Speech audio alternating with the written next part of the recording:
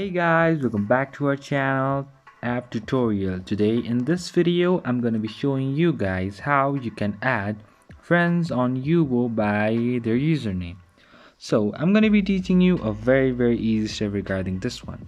So if you have any problems or any queries within the process, just let me know in the comment section right away. Now without any further delay, let's just get started. So firstly, what you need to do is you need to go to your Yubo app and then log in with your account.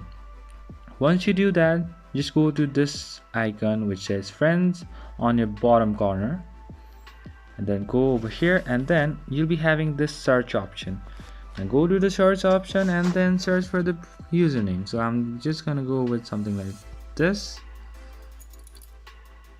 and then you'll find a person like this. Now from here you can add that person like this.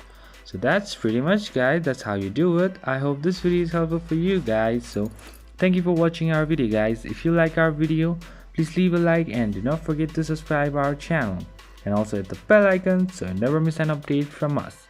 If you have any queries, just let me know in the comment section right away, and I'll see you guys again in our next video. Till then, stay safe guys. Thank you for watching.